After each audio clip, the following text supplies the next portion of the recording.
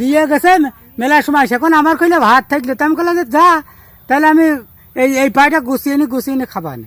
কি এলে বলে ভাতের বাটি নিয়ে গেছে।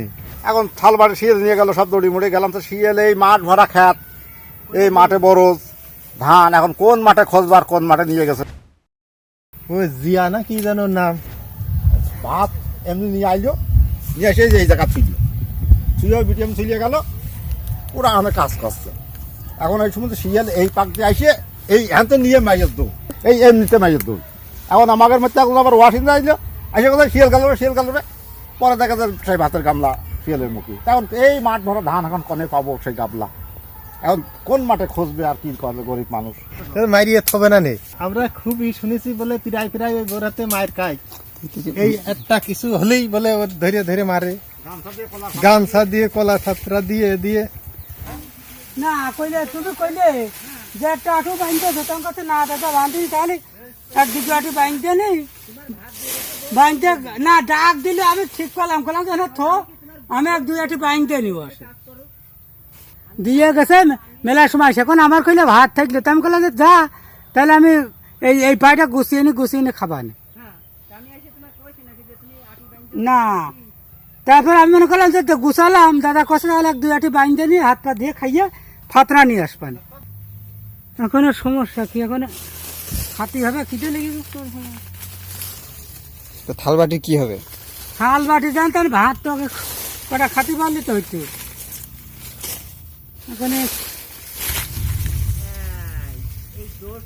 জিয়ার বউ এসে ভাত দিয়ে গেল, কইলে ভাত খেয়ে না। হ্যাঁ, তাই এর মধ্যে কইল যে তাহলে হচ্ছে ভাত একটু পরেই খাবা নেই।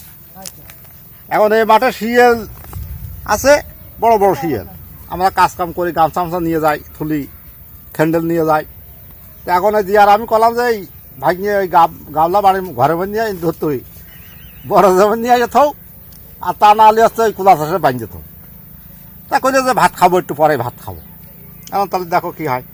এর মধ্যে এখন এসে কথা থাল বাটি নিয়ে গেল শিয়ালে, এখন থাল বাটি শিয়াল নিয়ে গেল, সব দড়ি মুড়ে গেলাম তো শিয়াল এই মাঠ ভরা খ্যাত, এই মাঠে বরজ ধান, এখন কোন মাঠে খোঁজবার কোন মাঠে নিয়ে গেছে। এখন বিষয়টা হচ্ছে যে ভাত আমাদেরও বানবে না গৃহস্থর বাড়িতে, এখন ছোড়া ভাত খাইও আমাদের হাতে নাই খাইলেও, কিন্তু এই যে থাল বাটি, এই থাল বাটি এখন কি দিয়ে কি করা যায়। এখন ওর বউ বাড়ির খড়ে জর্জাল, খুবই মানে সেই খড়ে জর্জাল মতন, আমরাও ভয় পাই দেখলি। এখন এই থাল বাটি যে শিয়াল নিয়ে গেল, বউ তো ভালো কথা কইলো ভাত তুমি খাইয়ে নাও। এখন এর ভিতরে এই যে শিয়ালে এই যে থাল বাটি নিয়ে গেল, এখন এই যে এই খিসারত কিভাবে কি করা যায় আমরা বুঝতে পারছি যে মায়ের হবে না। হচ্ছে এর আগেও জিয়াও ভালো সুতকের লোক না, ওই বউটা একটু অন্যায় মানায় করলে গামছা দিয়ে কলার ফাতা দিয়ে মাছ ধরে, কলার ফাতা পাক আর গামছা হোক যা পায় তাই দিয়ে বউটা মারে। এখন বউটা মার খেয়ে এখন বউ আবার ওই এখন পাল্টা জবাব দেওয়া হয়ে যাবে।